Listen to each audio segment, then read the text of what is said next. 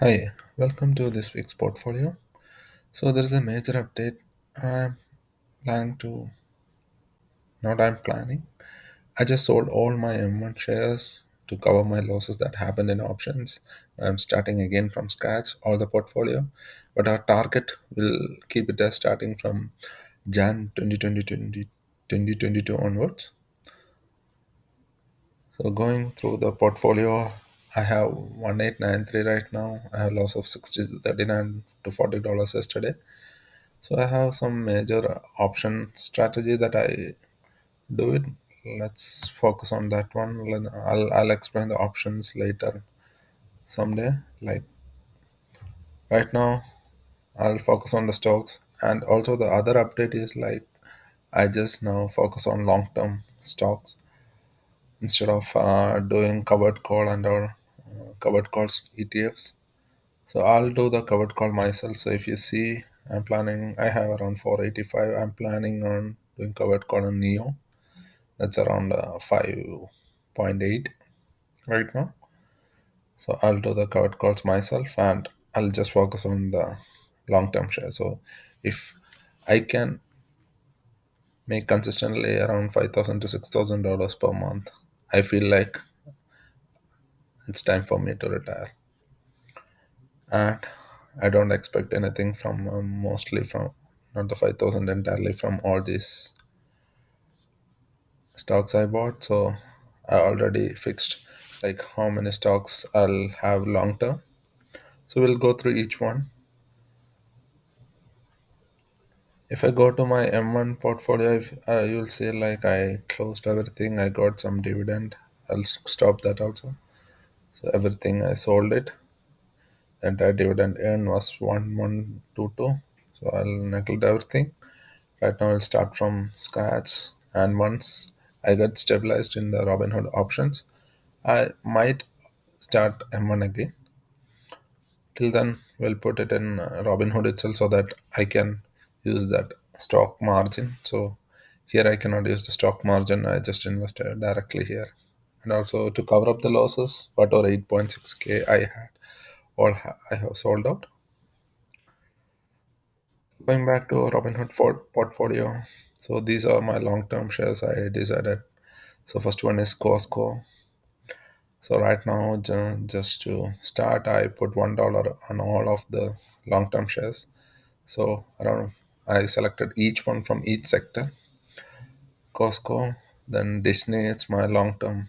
It's my uh, dream company. So I'll just keep adding to Disney as well. Then EPD. These were already there in my M1 portfolio. Costco, EPD. Now Johnson Johnson is the one I added from healthcare.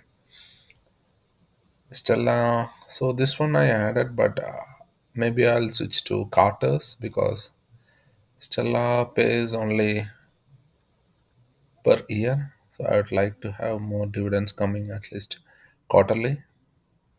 We'll see like if Stella keeps on increasing, maybe I'll add it. But for time being, I just added $1. I was not able to see how much was the quarterly dividends. Then now when I go went through the Finviz and understood like the quarterly dividends, I'll switch to Carter's.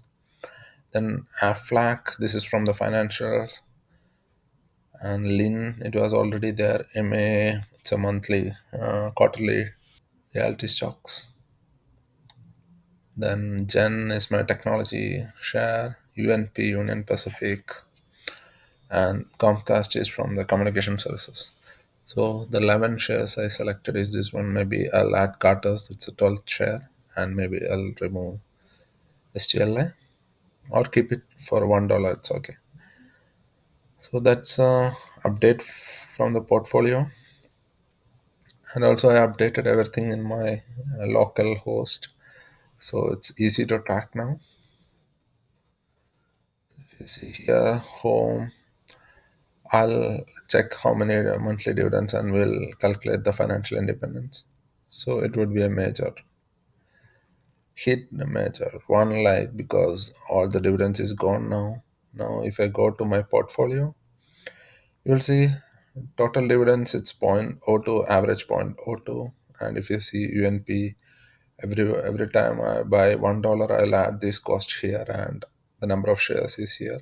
And maybe if I get a dividend, I can add a column like a drip shares. That's also my plan. We'll see. So right now with point oh 0.02, $1 invested in STLA, the monthly dividend is 0.12, and average dividend I'll get it from these shares is 0.01, and even EPD I'll get 0.01. So this is around 6%, and EPD is around 8%. That's why even with $1 I'm getting 1 cents dividend.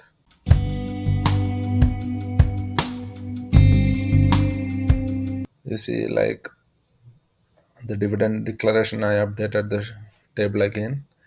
So I have to add the sectors. I'll add the sectors. So right now, Disney, the current dividend is zero point 0.3 and the upcoming dividend is 0.45. So they declared a dividend on this quarter, and that will be paid. So Disney is a yearly twice, 6 months once.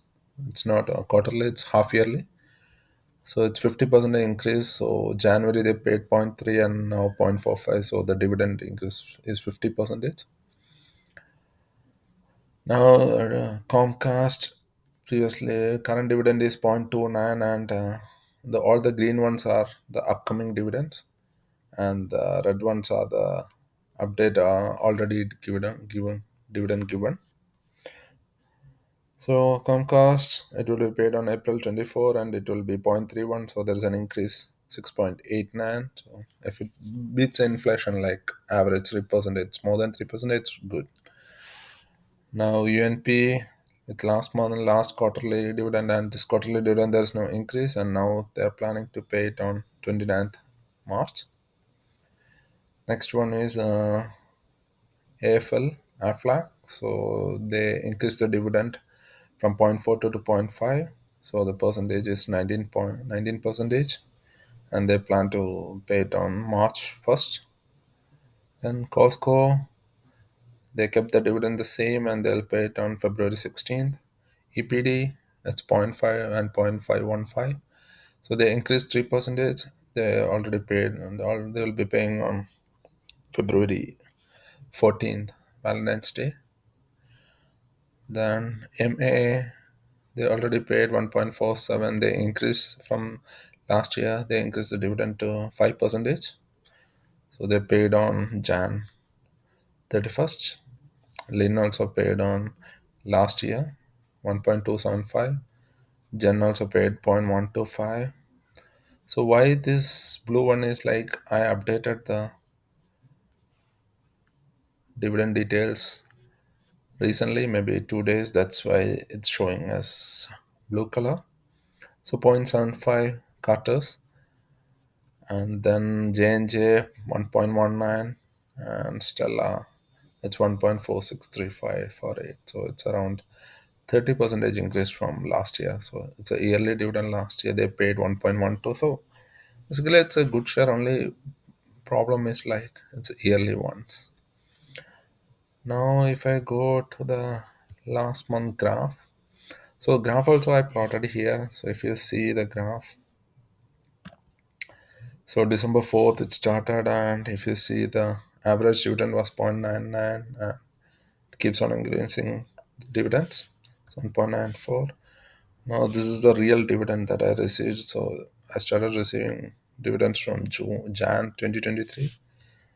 So it keeps on increasing. So if you see,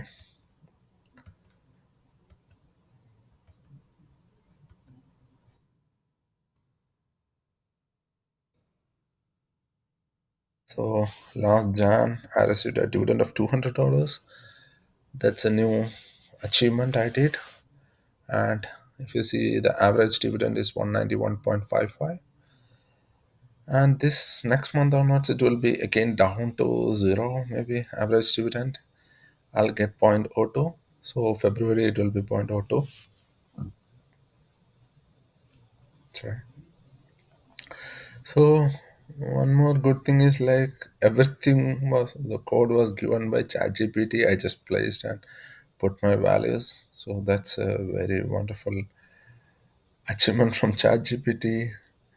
I was not aware like I could have done it with simple HTML, page all these graphs and all. Now it's easy, just ask ChatGPT and get the code and paste it and change the values. That's it. So we'll see if there are, I can update more onto this one or add some logic, or if you put some comments like how I can improve, I'll try to do that one. I'll try to accommodate that one as well.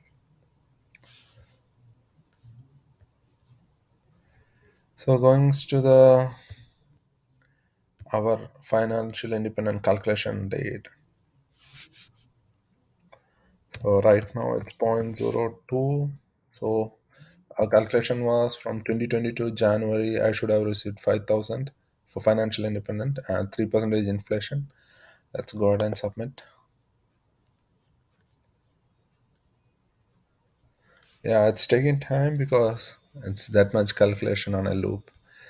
So as of today, if I receive a dividend of, or if I can able to generate $5,327, I'd feel like I am financially independent. Current with the current growth, it's 0.02.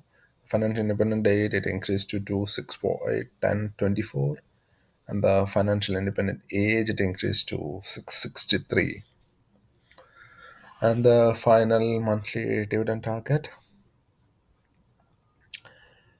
at that time, I'd be receiving, let's see, and it's million 733 billion.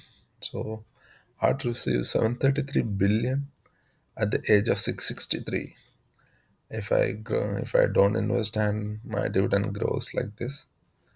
So you will see the compound interest, even if it is 663 years, the compound interest 733 billion as a dividend per month I'll receive. So you can believe that compound interest is the eighth wonder. So that's it from this week's update. We'll see you on the next week. Thank you.